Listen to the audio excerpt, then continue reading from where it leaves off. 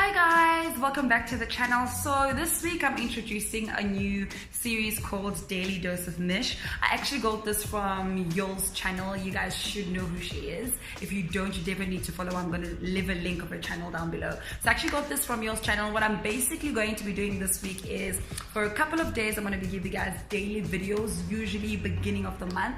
I'm going to be giving you guys daily videos on my thoughts, my ideas, feelings, what's actually happening in my life, what things am I learning in business, and basically just chit chat with you guys on a more personal level. So a little story. I've been thinking a lot about my business, my channel, like I always do, you know, where am I going, what direction are things taking? And on Saturday, I was doing a little bit of strategizing, really just sitting down and reevaluating my business, reevaluating my content, and really things that I really want to accomplish, my personal development and so on. And part of reevaluating my business is I started noting down clients that I'd really like to approach this week.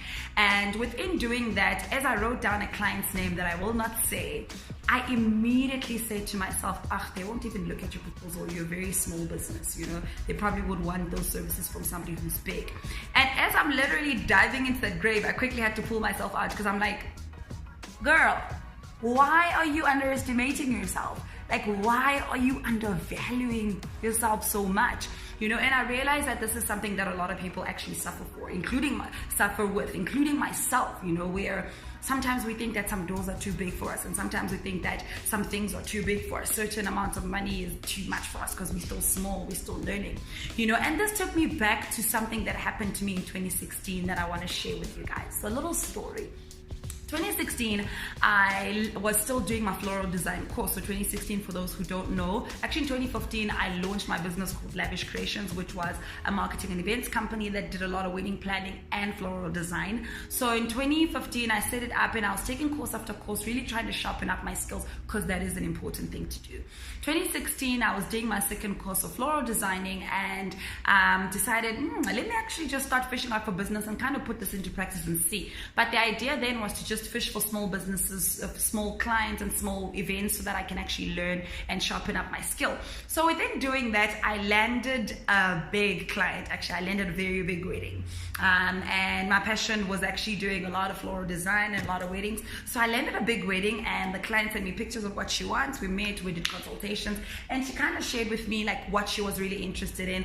And the idea was for me to put a mock setup for her. So a mock setup is basically where you do a table of what the actual wedding is going to look like. So you give them the actual idea of what their tables for the wedding are going to look like, and you bring elements of what their rooms is going to look like. So you're basically giving the client a visual, or basically you bring their mood board to life. I think that's the best way to explain it.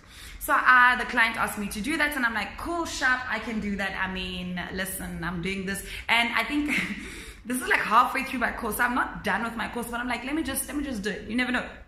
So while I'm busy doing that, I set up this table, I conceptualize it, I get the candles, I go to the market and I do everything, and delivery day comes. So delivery day, the client was meant to come and view the mock setup at 12, and you need to understand that I think entrepreneurship as a whole has a lot of anxiety involved in it, you know. And from 12 o'clock, the client phones me to say that she's running a couple hours late. Can we make it at 4 o'clock? I'm like, cool, not an issue.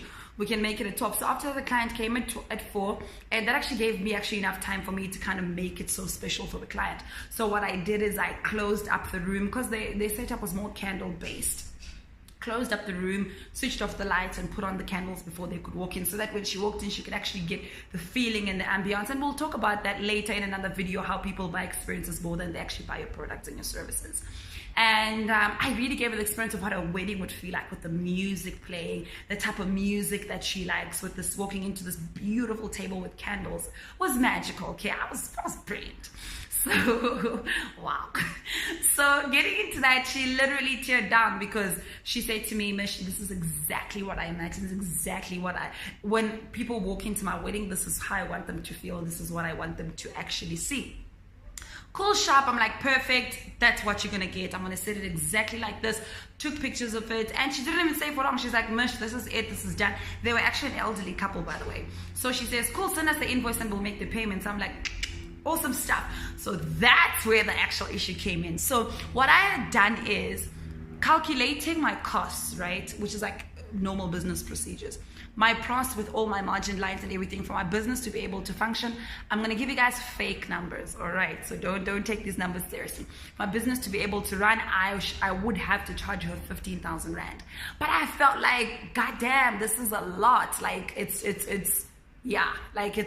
so much for people to pay, especially people of color. Because I don't know if it's just my industry, but in our industry, a lot of people of color usually ask for discounts a lot, and it can be exhausting, but it's what happens.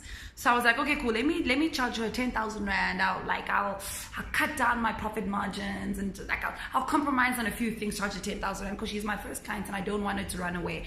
At that moment, now that I look back, I realized that I was undercutting myself because I was so afraid of charging more. And that was because I did not understand the amount of value that I had brought into this person's, I was bringing basically into the market. Let's put it like that.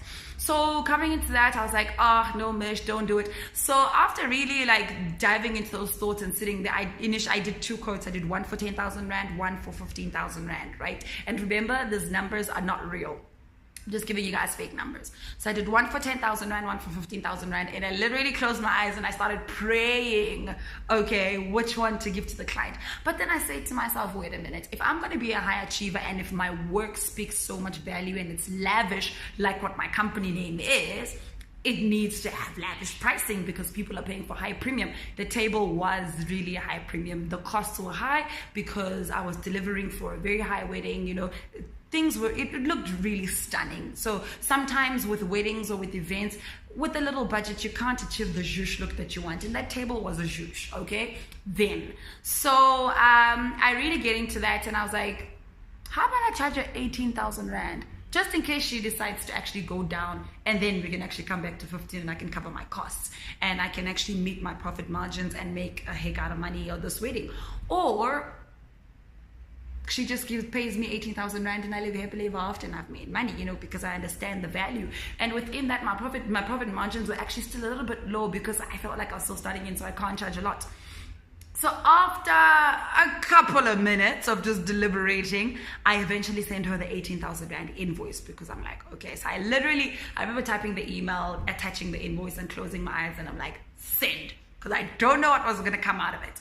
And I think this was advice. I sent the invoice at about 6 o'clock and I got home. I was still staying with my parents then. I got home and I was crap nervous. Like I was just like, I don't know. I immediately started getting very anxious because I'm like, what if I've lost her as a client? What if I've overcharged her? What if I'm being greedy? Why don't I understand that small businesses need to start small? I just started beating myself down because I hadn't heard from her in 30 minutes.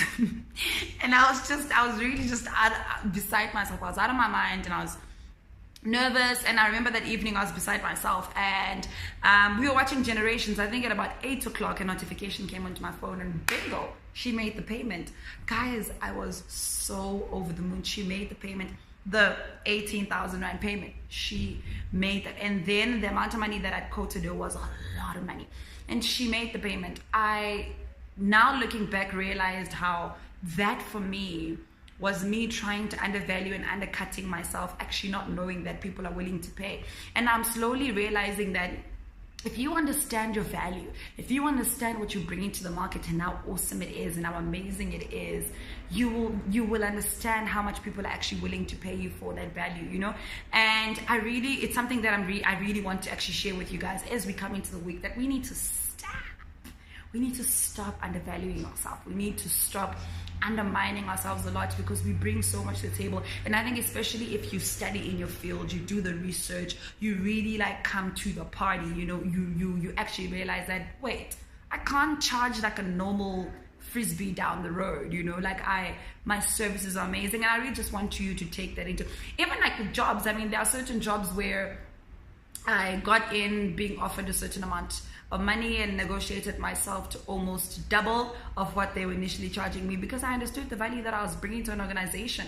And that's something that we need to actually start implementing in our lives, and something that I learned. It was an aha moment for me because I was just like, I need to actually stop. And you too, you need to stop. You need to stop doing that in your relationships, in your job, in your business, whatever it is that you're doing. You need to understand that you're super great, number one. There is nobody else like you, number two. And guys, there's no one who can do what you do like you do. You know, I like that. That actually rhymed. There is no one who can do what you do like you do. So you need to understand that because you're bringing so much value, you cannot be placing yourself in the market like anybody else, especially if you're offering something different. So this is a lesson that I learned within actually Saturday, Sunday, and today. I was really just soaking into it, and I hope that it actually comes down to you. So yeah, guys, like I said, these videos are going to be really chit-chat, sharing my experiences with you guys, and I really hope that you take something into that and you really learn something into, and let's engage. Let me know, what instances have you undervalued yourself, you know, and how did you come out of it? Are you struggling with it? Do you really want to come out of it? You know, let's chit-chat. I love engaging with you guys as far as these conversations are concerned. So yeah, I absolutely hope that you enjoyed this video, and I cannot wait. I'll see you guys tomorrow. Like I said, there's going to be a few daily videos with this series. Have yourself an awesome one.